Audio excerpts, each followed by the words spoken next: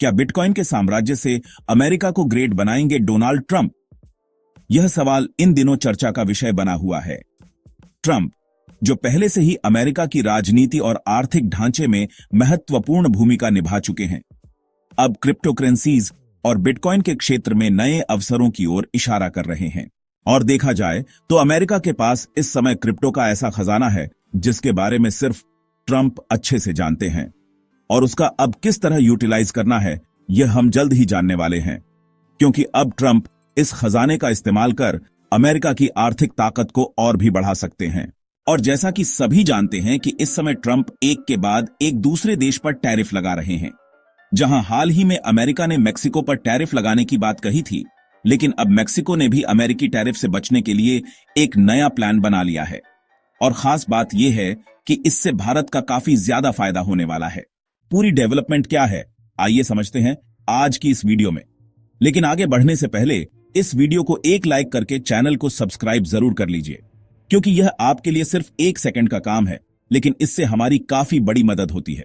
दरअसल अमेरिकी राष्ट्रपति डोनाल्ड ट्रंप ने हाल ही में एक ऐतिहासिक कदम उठाते हुए एक महत्वपूर्ण कार्यकारी आदेश पर हस्ताक्षर किए, जिसके तहत अमेरिका का पहला स्ट्रेटेजिक बिटकॉइन रिजर्व बनाने की अनाउंसमेंट की गई है। खास बात यह है कि इस नए रिजर्व में वो सभी बिटकॉइन शामिल किए जाएंगे जो अमेरिकी सरकार ने आपराधिक और नागरिक संपत्ति जब्ती के दौरान हासिल किए हैं।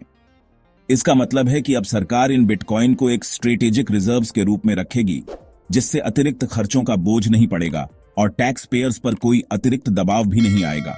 यह कदम अमेरिकी सरकार के क्रिप्टो करेंसी के प्रति सकारात्मक रुख को दर्शाता है और यह संकेत भी देता है कि भविष्य में डिजिटल मुद्राओं का महत्व और बढ़ने वाला है।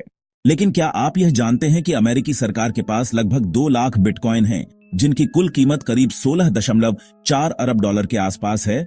और यह सिर्फ बिटकॉइन की बात नहीं है, बल्कि सरकार के पास 400 मिलियन डॉलर मूल्य के अन्य डिजिटल टोकन भी हैं, जहां यह सभी संपत्तियां उन आपराधिक और नागरिक मामलों से जुड़ी हैं जिनमें संपत्ति जब्त की गई थी। लेकिन अब अमेरिकी राष्ट्रपति डोनाल्ड ट्रंप के एक महत्वपूर्ण आदेश के तहत इन सभी डिजिटल संपत्तियों की पूरी अकाउंटिंग की जाएगी। साथ ही इन्हें स्ट्रेटेजिक रिजर्व में शामिल किया जाएगा ताकि इनका सही तरीके से प्रबंधन किया जा सके। लेकिन सवाल यह है कि आखिर यह स्ट्रेटेजिक रिजर्व क्या है?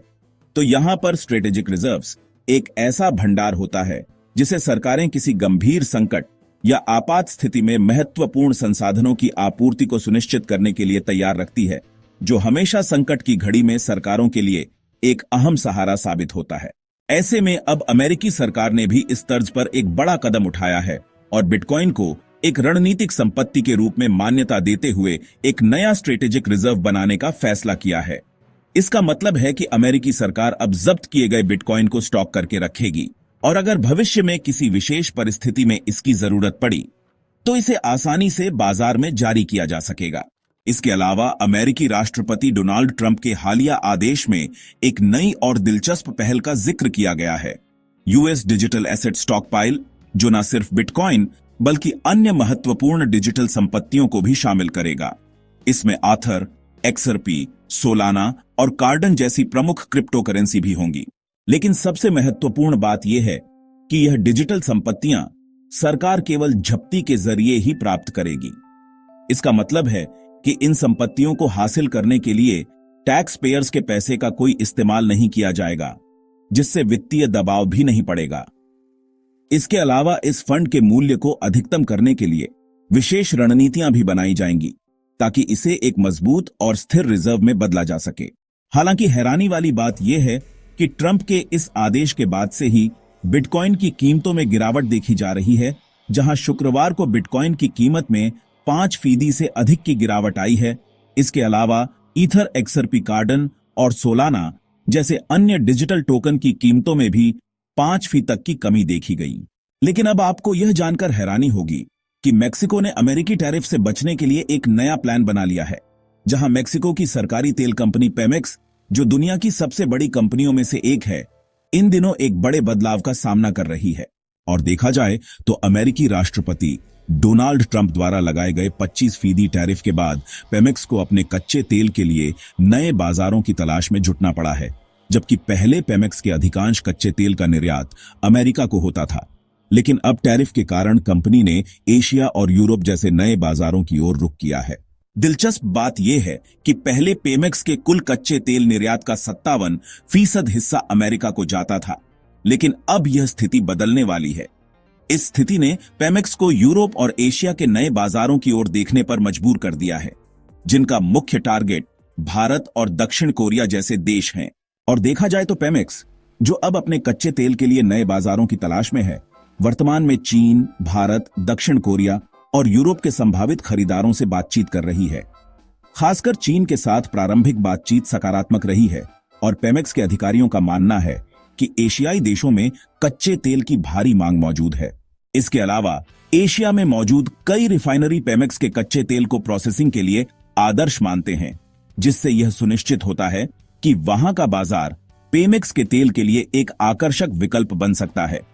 यही कारण है कि पेमेक्स का प्लान अब इस कच्चे तेल को अमेरिका से बाहर भेजने का है, ताकि वह तेल एशियाई देशों में पहुंच सके, जहां इसे उपयुक्त रूप से प्रोसेस किया जा सके। लेकिन हैरानी वाली बात यह है, यहां पर टैरिफ के बावजूद पेमेक्स ने अपने अमेरिकी ग्राहकों को किसी भी प्रकार का छूट देने से इनकार कर दिया है। इसके बजाय जब मौजूदा अनुबंध समाप्त होंगे तो संभावना है कि शिपमेंट एशिया और यूरोप की ओर भेजे जाएंगे। और देखा जाए तो मेक्सिको, जो दुनिया के प्रमुख कच्चे तेल उत्पादकों में शामिल है, इन दिनों एक कठिन स्थिति से गुजर रहा है। इसके पुराने तेल क्षेत्रों, खासकर जो मेक्सिको की खाड़ी में स्थित हैं, उसमें उत्पादन में गिरावट आई है। यही नहीं देश की रिफाइनशिप है, जबकि उसे गैसोलीन और डीजल जैसे उत्पादों का आयात करना पड़ रहा है। और चौंकाने वाली बात यह है कि इन उत्पादों का अधिकांश हिस्सा अमेरिका से आता है। ऐसे में इस असंतुलन को दूर करने के लिए मेक्सिको को अपनी रिफाइनशिप वीडियो पाने के लिए चैनल को सब्सक्राइब करें, साथ ही बेल आइकन को ओनल पर सेलेक्ट करें। जय हिंद।